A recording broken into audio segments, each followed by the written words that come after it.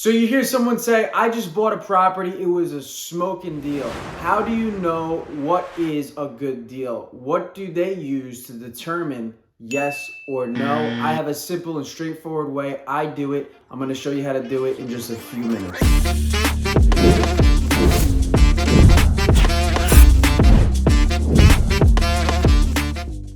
The best way to determine whether a property is a good deal or not is to first start off with what you need or what you want as an individual. What are your goals? Because good is relative and it's different for everyone that you speak to.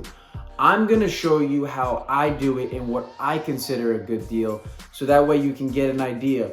But ultimately, you need to determine what your goal is. Is it a monthly amount? Is it a long-term sale price that you're gonna get in 5-10 years down the road?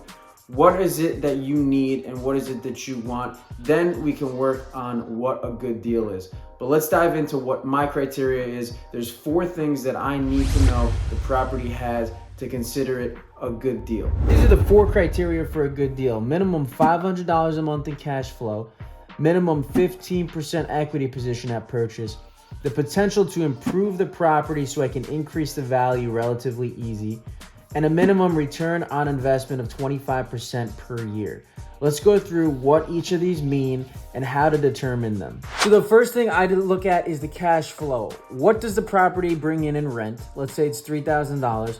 And what are the expenses? The mortgage, the interest, the insurance, the taxes.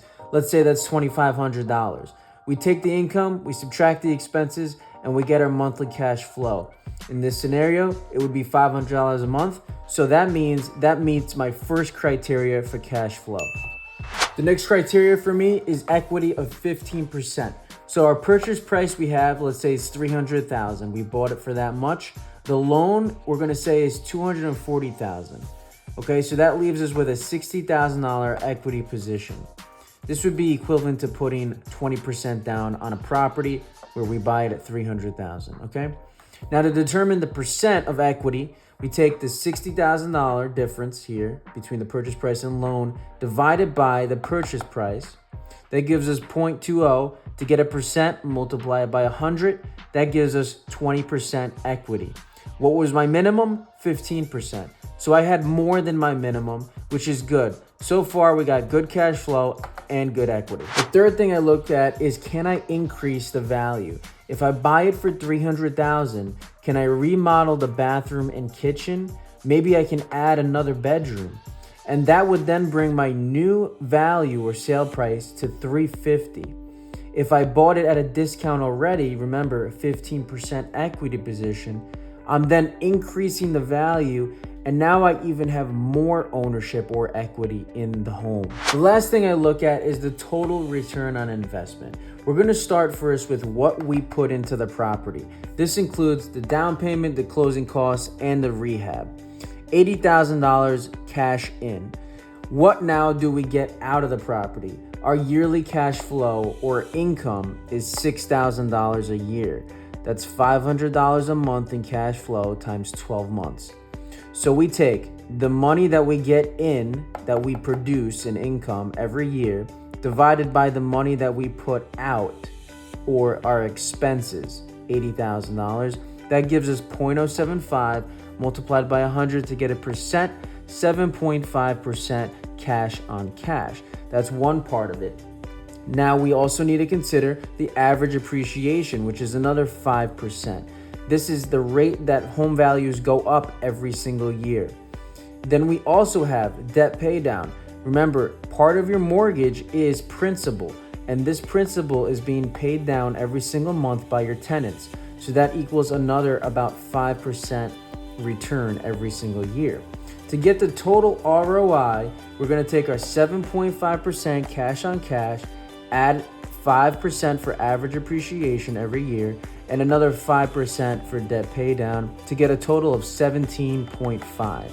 Now, this is less than my minimum 25% return on investment criteria. So this would not be considered a good deal in my eyes. But to somebody else, this may be a very healthy return. Remember, your 401k and the average stock return over the last 30 years gives you about 8 to 10% per year. So to get this number, it's doing better than that. But is it worth it to you? So in this scenario, I hit 3 of the 4 criteria that I look for in a good deal. Does that mean that I brush it off because it didn't hit the 4? Not necessarily. Are there other tax benefits I can get from it? Am I gonna be able to use it for my personal use in the future? Can I maybe get more income out of it that makes the deal sweeter? What if I did a short-term rental? There are other considerations, of course, but these are the 4 main things that I consider. Now, for somebody else, even though it only hit 3 of the 4, they may say this is a sweet deal because it's their first real estate investment, or maybe they just need a certain amount of cash flow for them and their personal retirement goals. It all depends on what you need and what you want. If there's only one important metric for you, and that's cash flow, and that's what's gonna free you from your job, then that's all you care about. Does it hit $500 a month? Is that what you need? Or do you need more? So consider all things and then make your decision based on that. Thank you for your time and attention today. I hope you guys have a great day. Remember, keep going, keep learning, and keep grinding.